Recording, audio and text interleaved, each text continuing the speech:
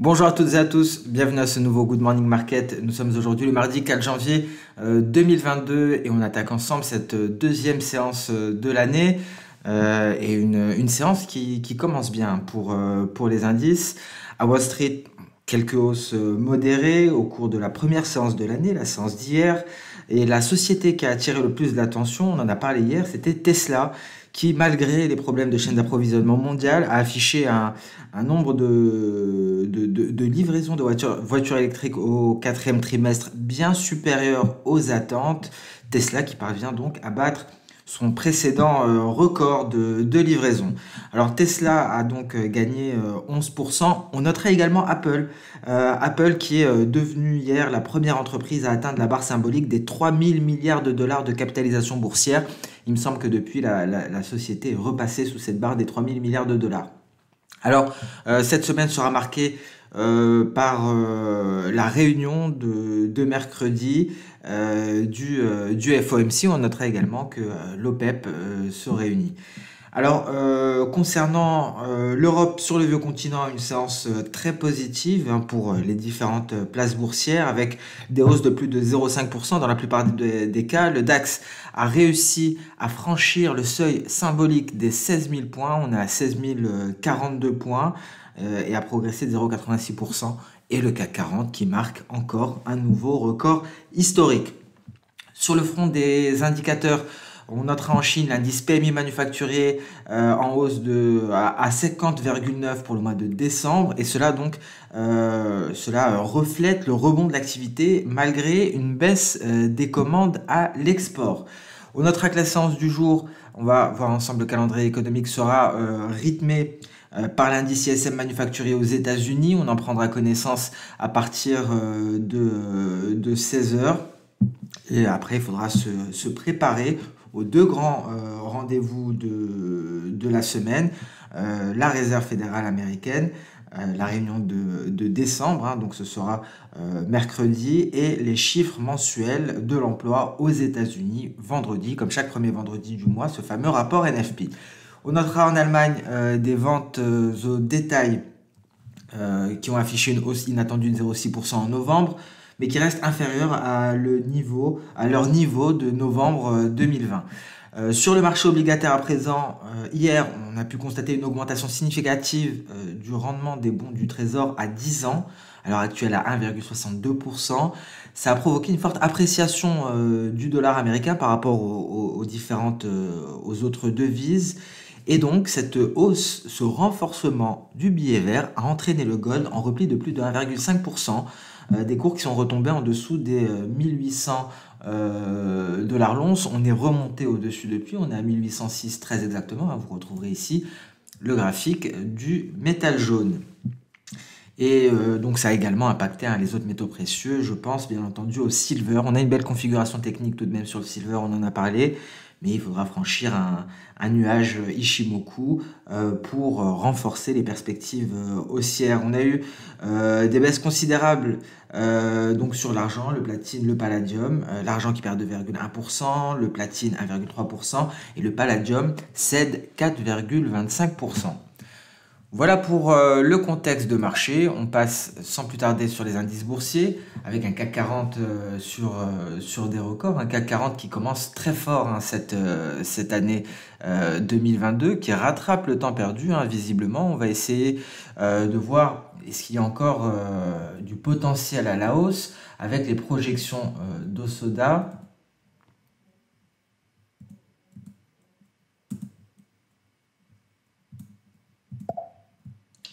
Bon, il y a du potentiel, effectivement, on pourrait aller chercher de nouveaux records afin de finaliser cette vague haussière. Alors, je vous rappelle que d'un point de vue saisonnalité, les indices ont pour habitude donc, de progresser lors des 15 premiers jours du mois de janvier. C'est dans le sillage du rallye de fin d'année, ce qu'on appelle également le rallye du Père Noël.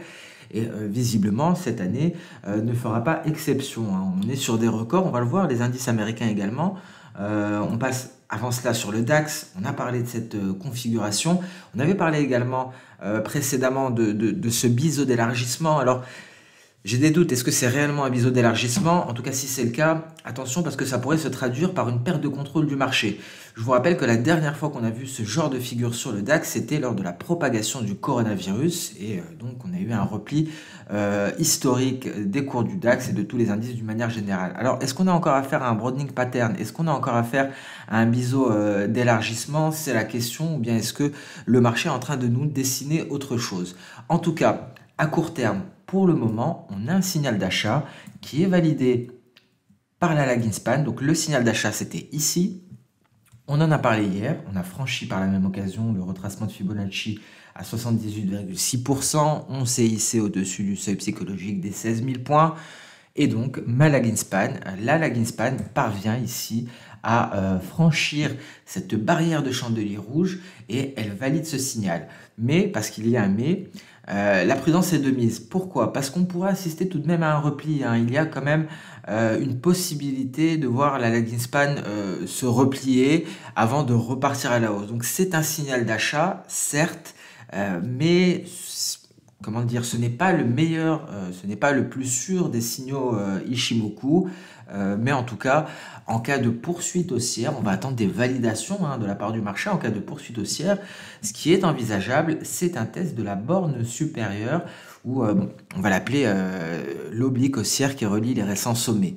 Parce que j'ai du mal à trancher, à savoir si c'est réellement un biseau d'élargissement, donc on va appeler cela une oblique haussière, et ce serait l'objectif. Et donc, vous l'aurez compris, cela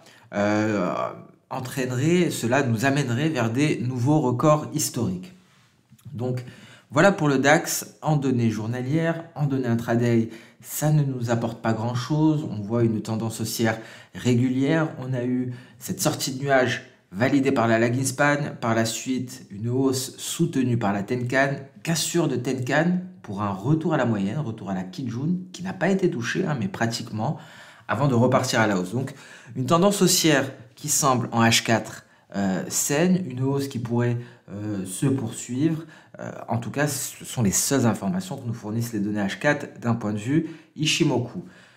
Concernant le Nasdaq, alors le Nasdaq présente également des perspectives intéressantes. Alors je vais afficher le rayon des retracements de Fibonacci, retracement qui se base sur cette baisse-là. On peut également le faire sur cette hausse, bien entendu. Donc ici, on est sur un retracement de 78,6%, retracement basé sur cette précédente baisse. Et le plus intéressant, c'est que l'on a ici une projection éventuelle d'Osoda. Je vous rappelle le signal. Le signal nous sera donné lorsque l'on franchira ce niveau-là, les 16 673. Cela pourrait nous permettre d'aller chercher le seuil psychologique des 17 000 points, voire légèrement au-dessus, à 17 030 points.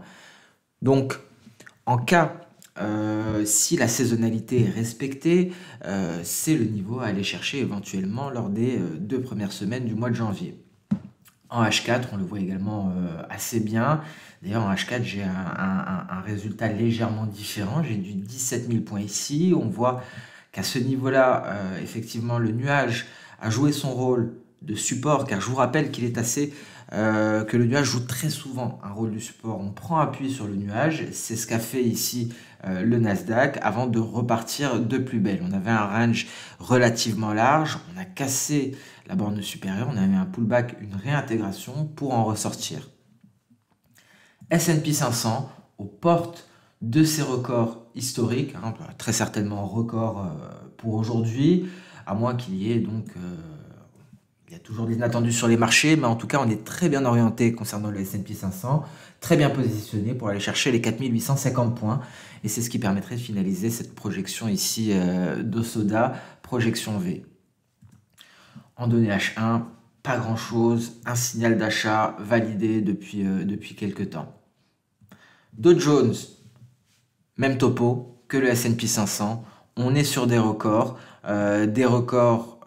si on venait à clôturer au-dessus du précédent record, au-dessus des 36 576 points, dans ce cas-là, on pourrait aller chercher le seuil le seuil psychologique des 37 000 points. C'est plus ou moins la projection V d'Osoda. C'est le dernier rempart avant un retracement externe de Fibo à 127,2%.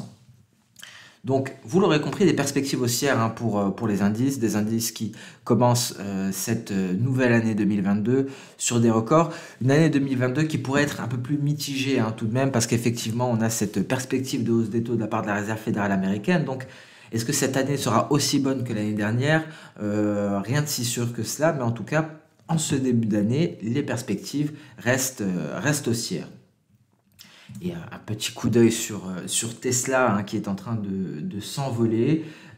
Tesla qui est sur le point d'aller chercher les 1200 dollars et qui pourrait aller marquer de nouveaux records historiques. Donc Tesla qui surprend les marchés, qui bat son record de livraison et l'action donc Tesla qui en profite pleinement. Sur les cryptos, très rapidement, rien de bien nouveau, on est c'est toujours l'incertitude. J'ai un biais haussier sur le court terme, un biais baissier, pardon, excusez-moi, sur le court terme. Je maintiens mon biais haussier sur certaines crypto-monnaies sur le long terme.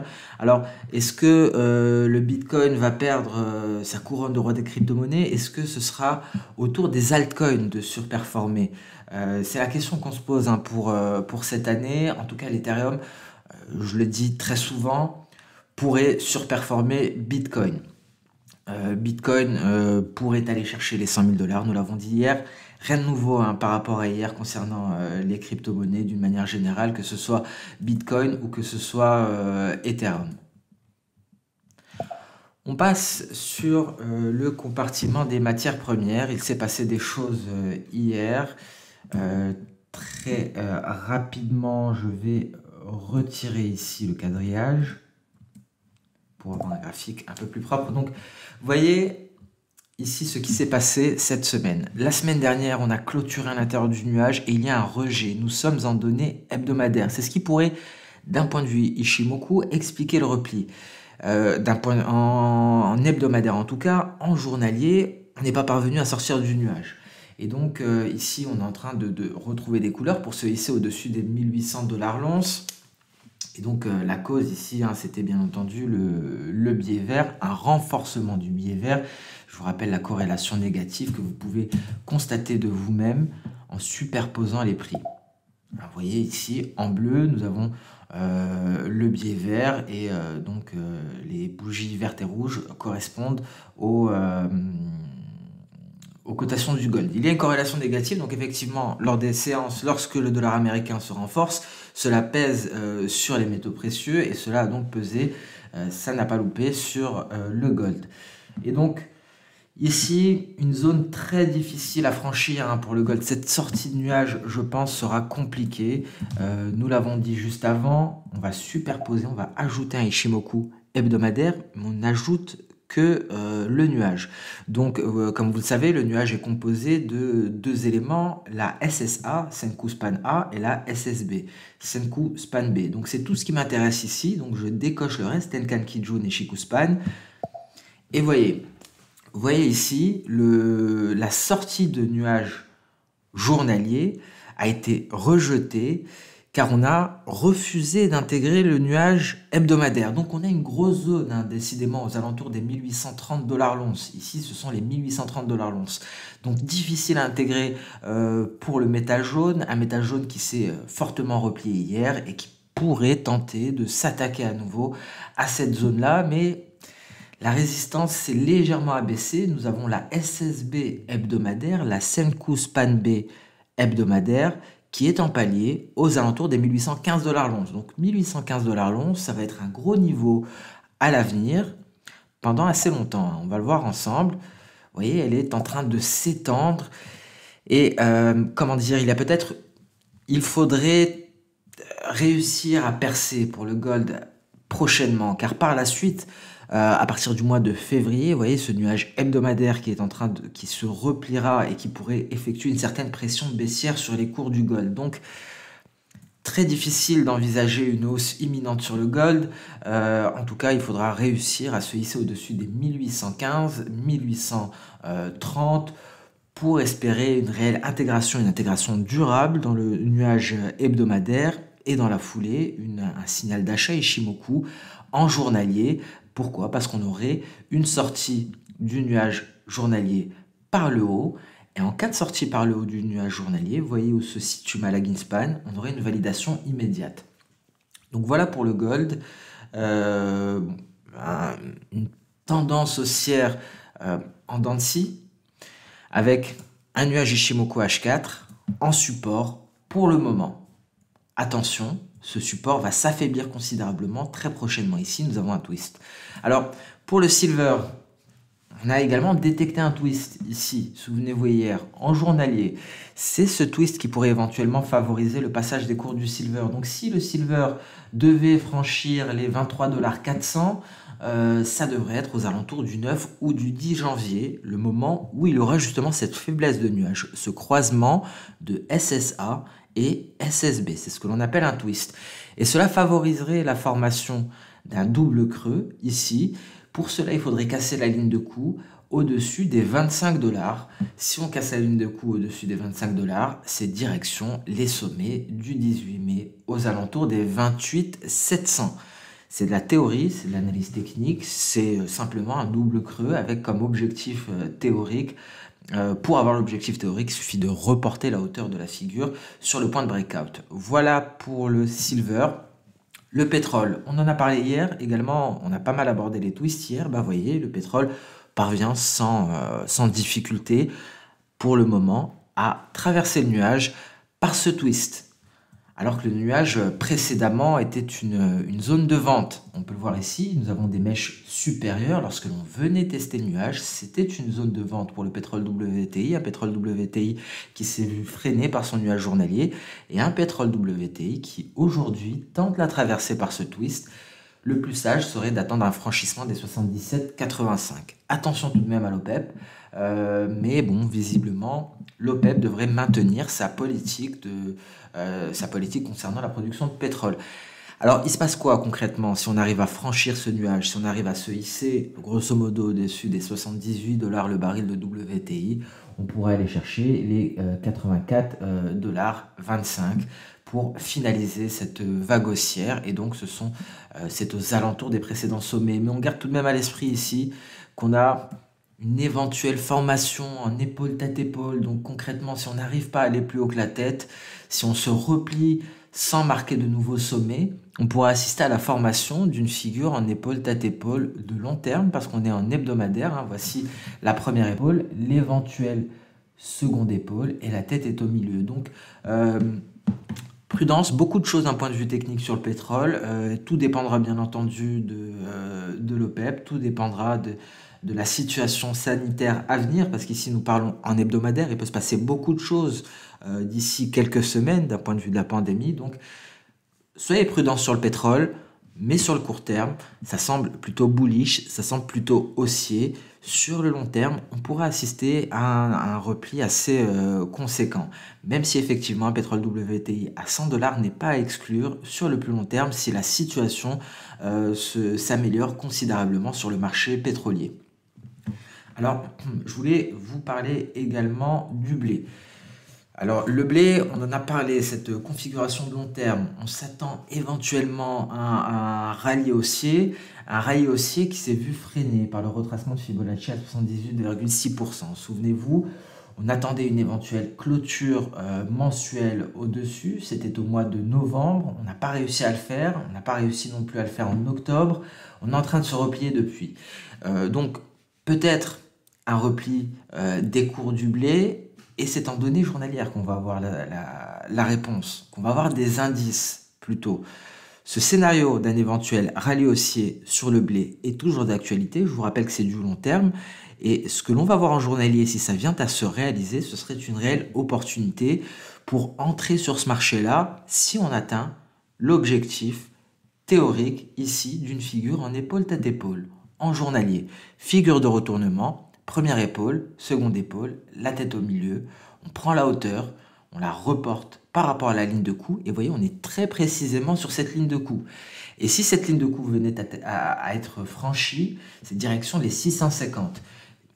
Déjà, une opportunité de vente en cas de cassure de la ligne de coût, et en plus de cela, une opportunité d'achat sur le long terme en cas de réalisation de l'objectif théorique. Donc une situation, je pense, très intéressante sur le blé, que ce soit sur le court terme ou sur le long terme, avec un scénario qui est toujours largement d'actualité, un éventuel rallye haussier du blé. Ici, vous voyez, hein, on a un objectif à 650, cela représenterait grosso modo, légèrement, on serait légèrement en dessous hein, de ce retracement à 50% ici. On serait aux alentours de la Kijun. Et donc la Kijun hebdomadaire, la Kijun mensuelle, pardon, serait un très bon point d'entrée en vue d'une éventuelle reprise haussière pour le blé. On passe rapidement sur le marché d'échange, avec ce renforcement du billet vert que l'on va constater en données journalières. Donc, après avoir s'être rapproché du nuage, on part à la hausse sur le billet vert. Et là, tout ce qui nous manque en données H4, c'est un franchissement du nuage qui serait un signal d'achat si on vient à sortir par le haut du nuage. Et la lagging span pourrait également donner sa validation, donner son feu vert dans la foulée. Cette hausse du billet vert entraîne une baisse de l'euro-dollar, donc l'euro-dollar qui n'intègre pas le nuage, qui se replie au contact du nuage. On est sous la barre, sous le seuil psychologique des 1,13, et donc des perspectives qui restent toujours baissières. Et la projection de Soda n'a pas été annulée parce qu'on n'est pas parvenu à se hisser au-dessus des 1,1380 environ. Et on va le voir, on a un objectif sous les indices à 1,0986 environ. Donc une baisse qui pourrait s'approfondir ici pour l'euro-dollar. Qu'en est-il du GBP-USD? On a eu également un repli hein, ici, donc rejet du nuage. Est-ce qu'on va repartir à l'attaque de l'oblique baissière? En tout cas, tant qu'on ne franchit pas justement cette oblique baissière, une poursuite haussière ne sera pas envisageable d'un point de vue technique. Et voilà, donc on va mettre un terme à ce Good Morning Market. Merci à toutes et à tous pour votre fidélité. C'est un plaisir de vous retrouver pour cette nouvelle année. Je vous souhaite une très bonne séance de trading, une très bonne année à ceux qui n'étaient pas là lors du Good Morning Market. Vous avez tous mes meilleurs vœux. Et on se donne rendez-vous dès demain pour le prochain Good Morning Market. Au revoir.